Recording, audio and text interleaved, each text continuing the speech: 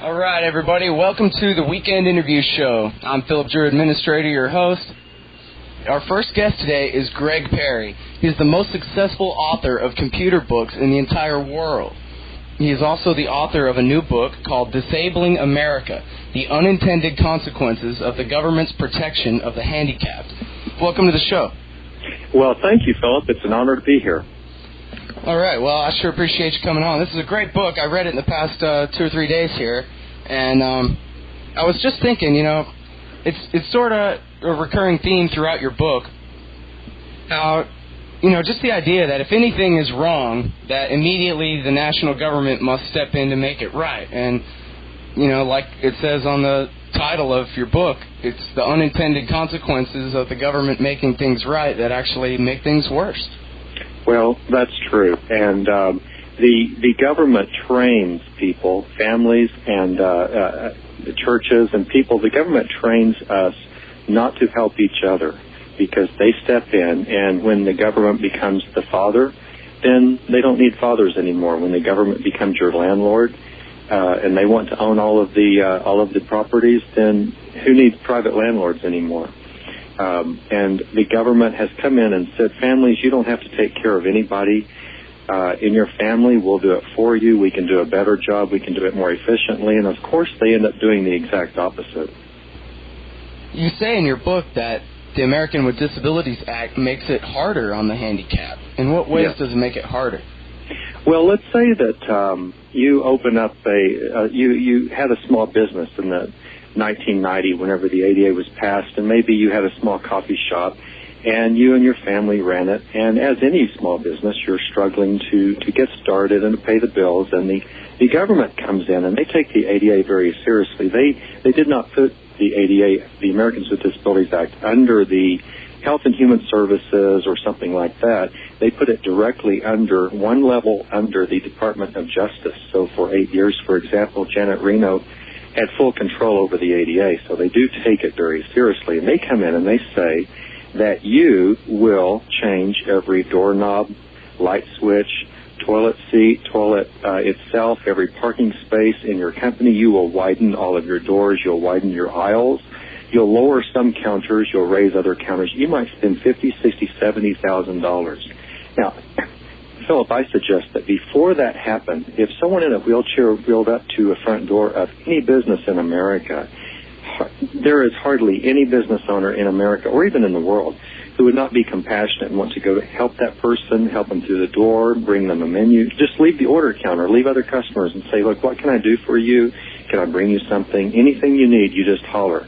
But after that man or woman, that business owner has spent $50,000, $60,000, $70,000 to make their shop equal, I suggest the next wheelchair person that comes up to their door, that business owner will look at that person with disdain and say, now you are equal. I was forced by the government to change everything in here so that you can get by on your own. I am not going to help you. As a matter of fact, I don't even really want you in here, but I know that I can't do much about that. And so the ADA has ended up increasing discrimination and the way people view the handicapped. Well, but you just sound like a disgruntled small business owner. What do you know about being crippled? Well, not much.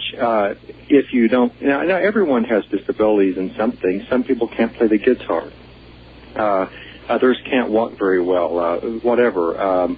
I was born with only one leg and also with a total of 3 fingers that actually, not one of them works all that well. And so I know a little bit about what it's like to be different physically if you consider having only one leg different from most. And I am speaking out as a person who does not want to be helped by the government.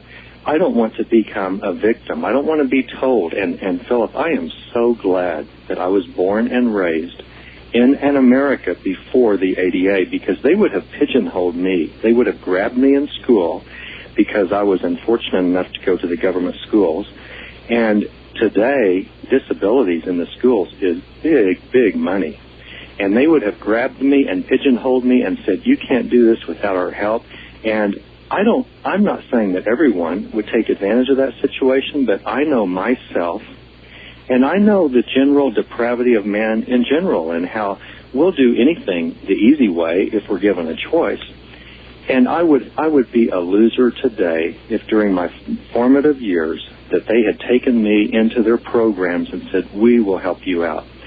Today, the disabled, the handicapped, I prefer the term handicapped, the handicapped people would be better off morally and financially without the ADA.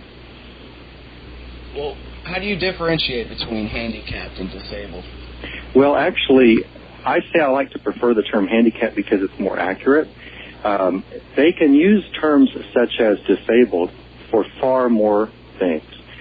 There was a dentist who was arrested for fondling, molesting his patients in the chair, and he used as his defense, he and his attorney went to court and used as their defense the fact that he was disabled because he had a sexual compulsion, and they actually used the ADA as part of their defense. Now, that's ludicrous. Did it work? Was he acquitted? No. The thing about such cases often is they're not thrown out of court. They bottle up the court systems. They do make it to court. It's funny that whenever someone is charged with a crime and uses the ADA as their defense, they often are acquitted. This person was actually found guilty, which is just a random act that he was found guilty. I mean, there's no rhyme or reason in today's court systems. But let's say that his attorney had said, look, let's say that you're handicapped. Well, that would have been far more obvious that they were taking advantage of the ADA if they'd said handicapped. Whenever the ADA was passed, they had to come up with a huge number of victims to even get the law passed. So what they did, they counted everyone that you and I would normally think of as being handicapped, the blind and the deaf and the people in wheelchairs and people such as that. And they didn't have enough people to justify this, so they counted the number of Americans who were over the age of 65 and said, hey, let's toss this number in too. So they threw in the 35 million Americans who were over the age of 65 and called them disabled in order to come up with 43 million total so that they could get George Herbert Walker Bush Sr. to sign this act. And I would say that someone who's reached the age of 65 is the opposite of disabled. They've done pretty well, I think, and I hope I make it that long. Yeah, that sounds pretty good. And it's funny because since then they've added, beyond just old people, senior citizens, as George Carlin just taught us we're supposed to call them. Sure. That now they've expanded the definition of disabled to include drug addicts and alcoholics and fat people and anything that you can imagine, right? Anything that you can imagine. People with AIDS, people with sexual deviancies. They have tried to fit, and see, they had to use the term disabled in order to do that. They have to use a soft term like that. So, and they've actually tried to almost outlaw the term handicap because actually it's an accurate term, so they don't like that. And the ADA police does not allow that term to be used in their publications and things like that generally. So they know the truth when they hear it. They just don't want the truth to be exposed. You write quite a bit in your book about the culture of pity and how it used to be that the handicapped were admired for their accomplishments, and that now you can get in trouble for admiring somebody. You sure can. That's one of the ironies of this law. They say things like, in the ADA's own literature, their own rules, you cannot separate one group as being handicapped from another. But that's exactly what the ADA does. They require you to create separate parking spaces, separate entrances. Let's say that your business can't be changed. The front of your business can't be changed, so they say, well, you have to provide a back door or a side entrance for the people who need it, which is kind of interesting. The socialists in America and the left, they really love creating special entrances and special bathrooms for certain groups of people. They used to do that all the time in the 30s and 20s for African Americans, and now they really like separating out the handicapped people and making them feel different, making them wear this mark of a wheelchair sign everywhere they go, and then all of their cars have to be marked. They really seem to really like that sort of thing. But but you know, they're bleeding heart types, and they just want to help. Yeah, they just want to help, but they don't let you do that. See, you as a business owner, you're not allowed to ask if someone has a disability when you hire that person. And so if that person needs something special to do the job, they don't have to tell you that until after they're hired. And then you've got to foot the bill. And if you don't, they'll come back with an EEOC lawyer or an ADA attorney and make sure that you buy them whatever is needed. Now, if I need something for a job that I'm going to, I feel it's only right to tell that employer before I'm hired that, look, I'm going to need this to do this job. And if that person looks at me and looks at my record and thinks that I can bring enough value to that business to justify the extra expense, that's a wonderful thing. He or she would be a great employer. Or if they say, look, I'm just running too tight, you're not worth it to me in that I just can't afford the extra expense. Well, that's also great. You know, they made a decision. They knew up front the rules. We make a contract, or we don't. There's nothing wrong with that. And before the ADA, there were shopping malls and stores that started putting up wheelchair signs and parking spaces, but you didn't have the offensive feel that you have now when you know that you have to walk past 10 empty handicap spaces in a mall in order to get to the front door. And you know that was all regulated, required by law. And Philip, if you help a little old lady across the street, maybe she's pushing a walker, and you help her, that's a great thing. That's very compassionate. But if a policeman comes up and puts a gun to your head and says you will walk that lady across the street, that's coercion, and that can never, ever produce compassion. Maybe you can tell some anecdotes, some good stories about abuses of the American with Disabilities Act by citizens, and also maybe just by bureaucrats who are taking things farther than the people complaining ever wanted it to go. Well, sure, it happens constantly, and there was a story that's fairly popular actually in the ADA literature. I don't know why they're proud of it, but a restaurant in Texas was in a small college town, and they had a bustling business, started booming. They really catered to their clientele, and one of their people that worked in their kitchen developed AIDS and was around food and knives, and he could very easily cut himself, and the blood could get into the food or whatever. And the owner of this restaurant, and they employed maybe at most 20 people during a week, very busy time, but it was a small place. And this owner really liked the man and said, look, the only problem is you really shouldn't be in the kitchen working because you could easily infect someone else, and also being that your defenses are lowered, your physical defenses are lowered because of your disease, that you can get virtually anything and pass it on to the customers. And what we'd like to do is move you out of the kitchen and give you some other job. We will even raise your pay because we know you want to be in the kitchen. We'll even give you a raise, and maybe you can make deliveries and work on our menus and things such as that. Well, the man left and came back with an ADA attorney, and the other attorney said, no, he will work in your kitchen, because they really don't care about helping people. And I'm not saying the disabled, I'm saying the people behind the ADA don't really care about helping people. They only care about helping the ADA. It's almost as though the ADA is who is protected, not the handicapped themselves. And so if it means risking life of someone else to follow the ADA rules, well, that's no problem. That's not really what they care about. They care about you following the rules, because if you follow the rules, then their jobs are not at stake. They have a job. They can make sure you're enforcing the rules. They can keep making new rules. And so this man had to keep that chef in the kitchen, and the only problem with that is it was a small town, and everyone knew that occurred, and that man was in the kitchen fixing their food, and the business dropped so badly that the restaurant had to close.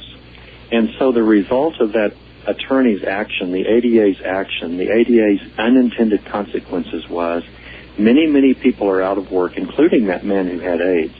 He didn't get his raise. He lost his job. So did everyone else. And a lot of restaurant goers lost one of their favorite places to eat in that small college town. And the bureaucrat probably got a promotion. They always win. The bureaucrats and also the attorney. Anytime there's a lawsuit, you said something earlier about how many are acquitted and how many win and how many are settled out of court. It doesn't really matter what the result is. Both attorneys always get paid, it seems as though. And so the people behind the ADA protect the ADA because it's their jobs at stake. And they don't care about the disabled. They don't care about the handicapped. It doesn't really matter what your views are on, say, right to life, but I will say that no ADA advocate has ever gone into an abortion mill, an abortion clinic, and stopped an abortion because the baby had Down syndrome, or the reason that the abortion was about to take place was that the baby had spina bifida. No ADA advocate has ever been there. An ADA advocate was not down in Florida, if you'll remember the recent case with Terry Schiavo, the lady who was in a coma. That was her disability. She was in a coma, and because she was disabled, they wanted to kill her by stopping giving her food and water. And so, because of her disability, they were going to murder her, in my opinion, but no ADA person was down there to stop that. They weren't down there saying, look, she's got physical problems, but you don't kill her because of that. However, Philip, if the parking spaces had been 3 inches too narrow, they would have shut that hospice down because they only care about the rules. They don't really care about helping the handicapped. Well, and I guess that's to be expected with any bureaucracy that, you know, the government employee is just doing his job and making sure he gets his cost of living adjustment and you know, does as little as possible to get by and that kind of thing. But Philip, I can't hear you. Hello? Oh, you can't hear me? No. Can you hear me now? I can now. Oh, okay. I'm sorry about that. That's okay.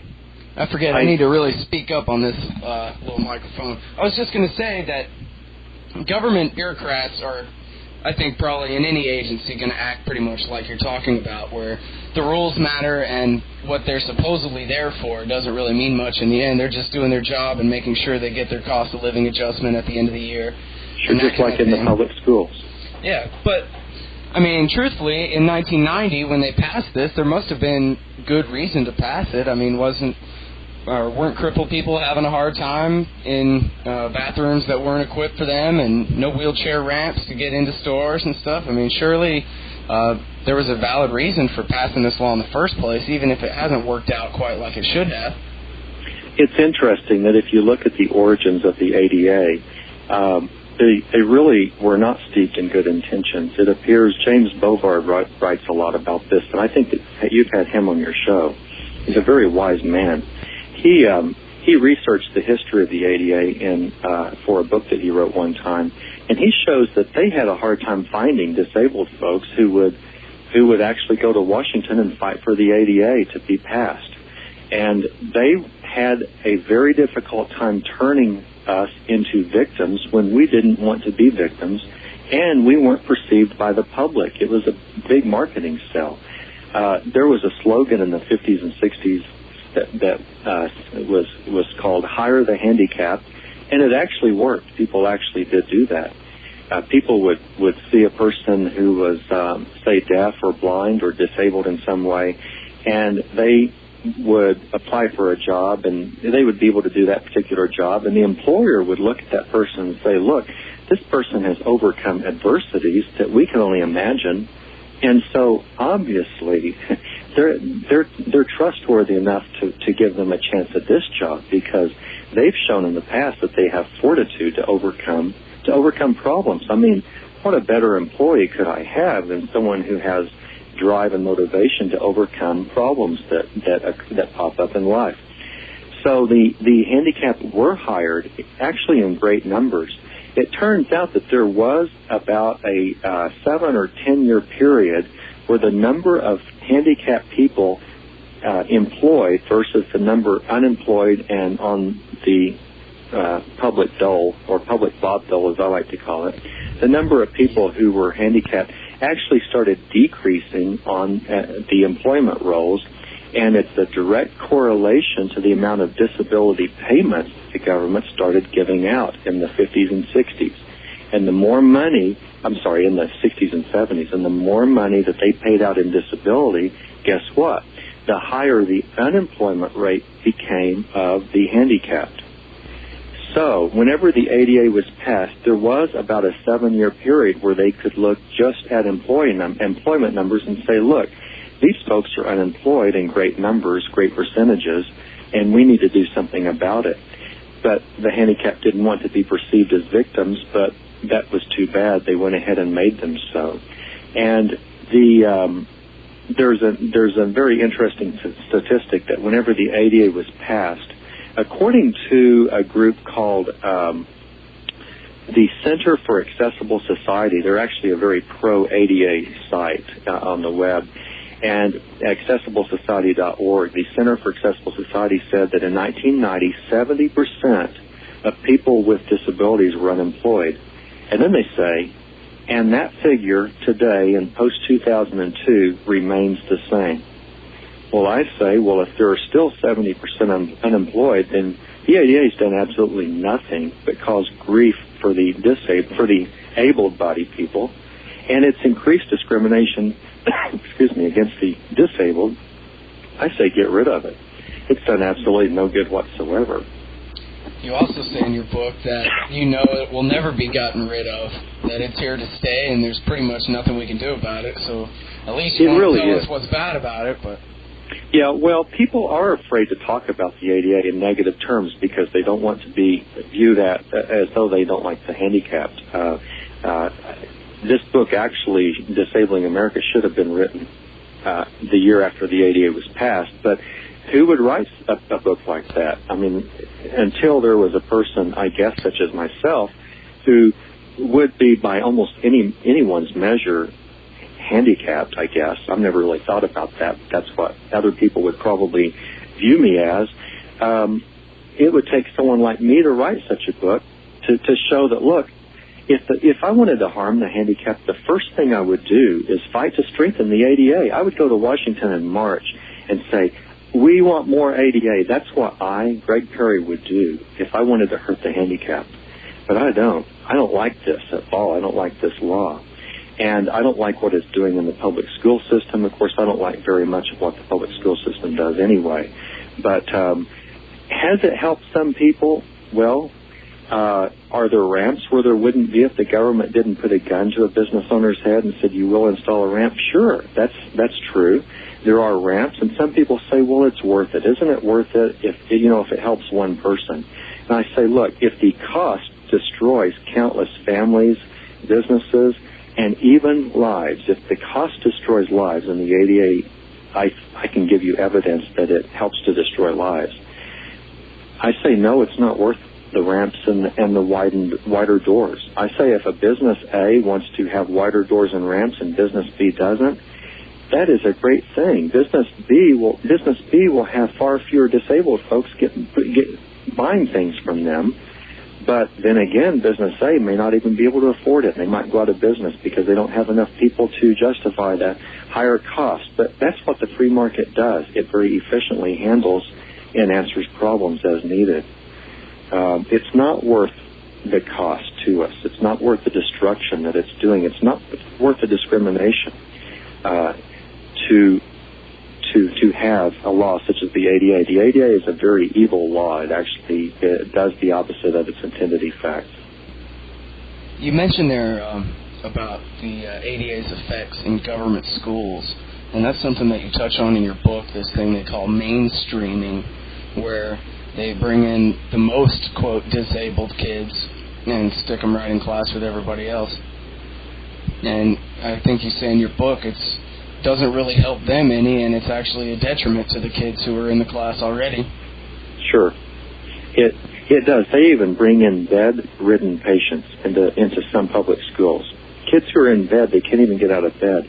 And they're there next to all of these regular kids, I would say normal kids, because the word normal is never, according to the ADA advocates, you're never supposed to use the word normal when talking about someone who's not disabled. So I try to use it quite a bit.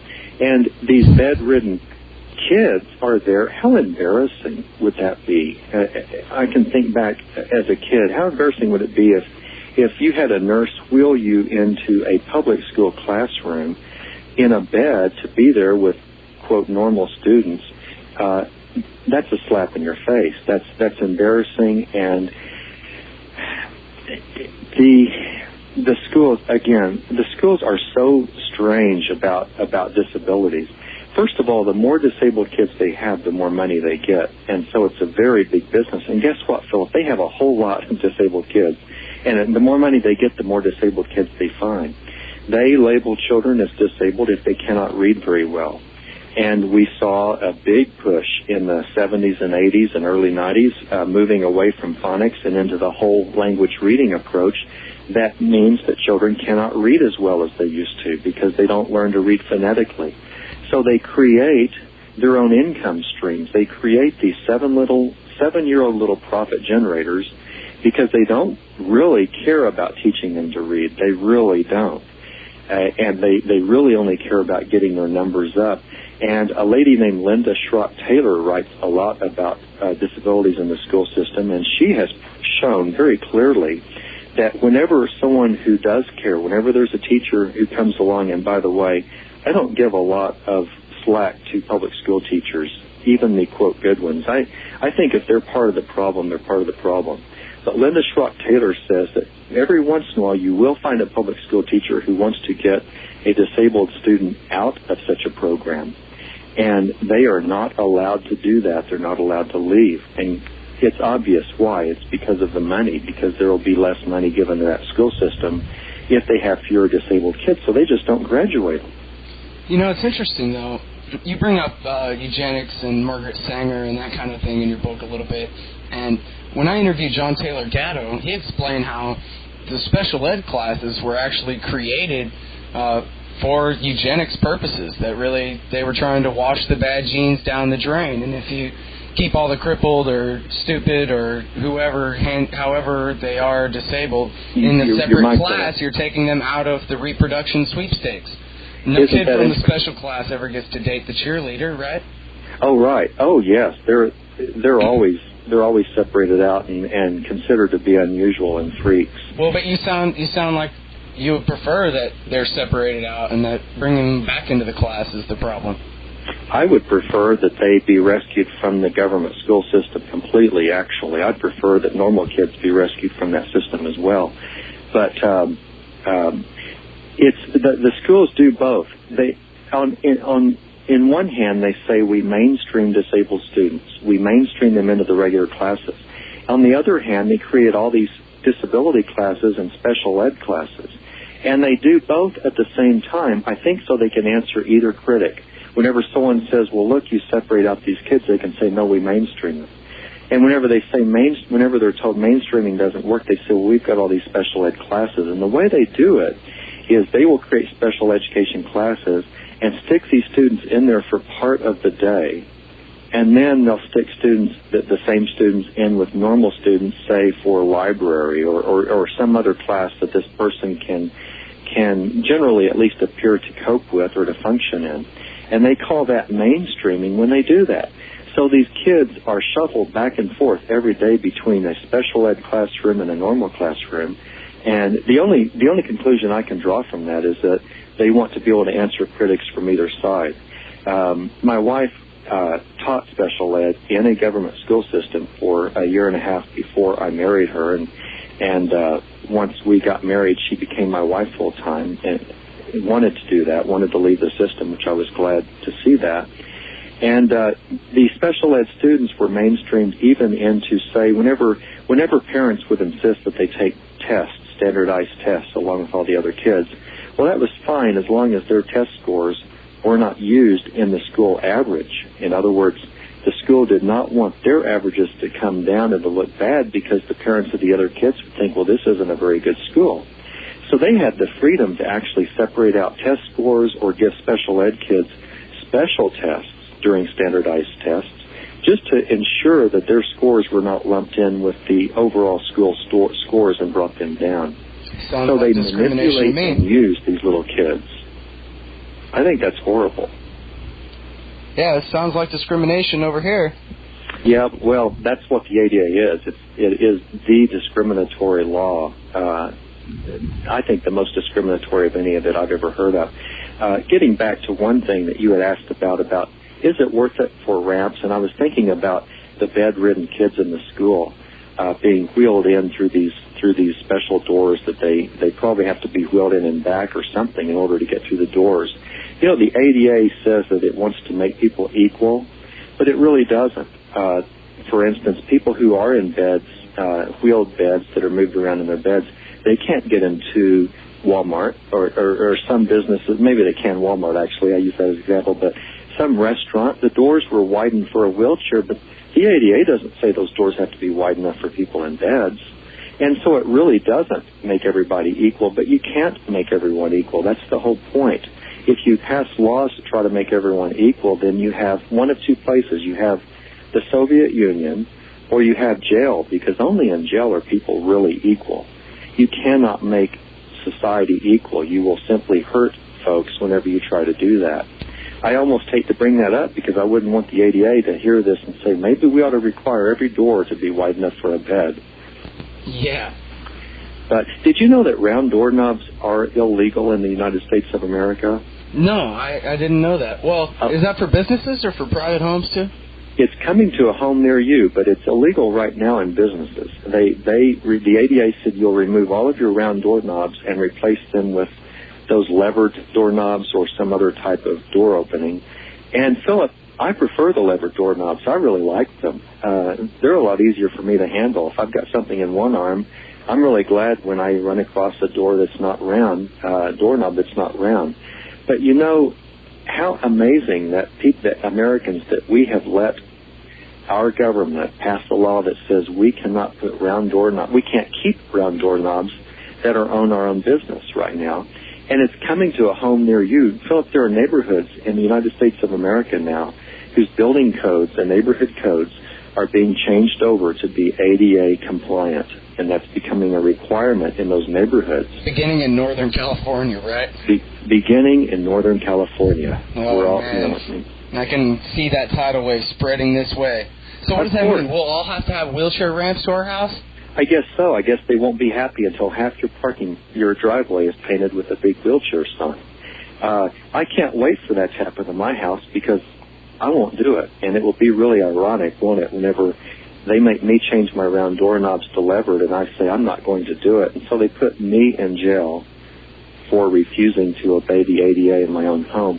I almost look forward to that day. It will be almost as fun as gun owners who are handicapped and have problems, who are finally able to sue the anti-gun people because of the trigger lock laws, if those ever pass. That will be an interesting time to pit one government agency against another, because folks who are disabled, we have a harder time defending ourselves than people who are normal. Wouldn't you assume that's probably true? Sure, that makes sense. You know, I can't make a fist. It's more difficult for me to fight back, although I can sure kick pretty hard. But if the ADA really wanted to make disabled people more normal or more equal, they would require that every one of us carry a gun with us at all times. Because if we're attacked, we have a much more likely chance of being able to defend ourselves. So if America ever passes the dreaded trigger lock laws that requires a trigger lock on every handgun in every home, then I look forward to people going after that law, using the ADA as their defense, stating, look, this discriminates against folks who are physically impaired in their hands, because it will take us a whole lot longer to unlock our gun locks than it will normal folks. I wonder which side would win. I mean, the political correctness on both sides is so overwhelming. Yeah, I'll tell you, the lawyers will win. There's no doubt that middle lawyers. But who cares? I mean, as long as one of those sides loses, that's great. Oh, man, that's funny. Yeah. All right, everybody, I want to introduce you again one more time to Greg Perry.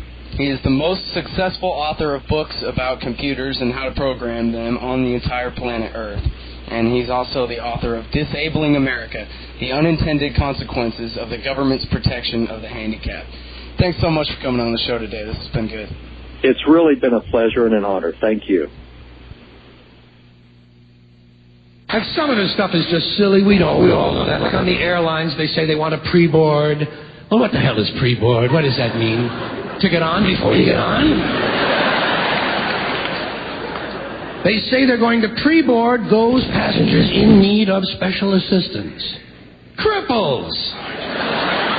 Simple, honest, direct language. There's no shame attached to the word cripple that I can find in any dictionary. No shame attached to it. In fact, it's a word used in Bible translations. Jesus healed the cripples. Doesn't take 7 words to describe that condition. But we don't have any cripples in this country anymore.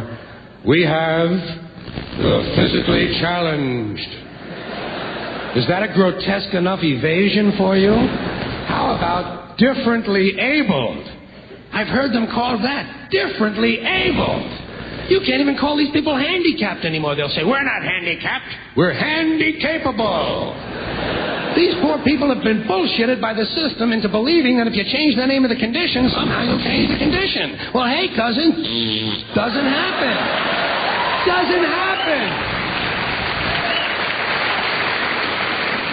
We have no more deaf people in this country, hearing impaired. No one's blind anymore, partially sighted or visually impaired. We have no more stupid people. Everybody has a learning disorder. Or he's minimally exceptional. How would you like to be told that about your child? He's minimally exceptional.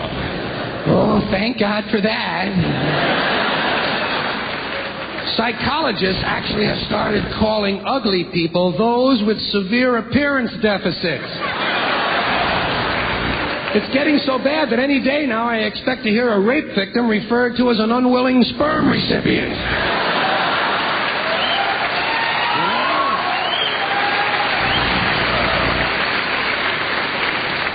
And we have no more old people in this country. No more old people. We shipped them all away. And we brought in these senior citizens. Isn't that a typically American 20th century phrase?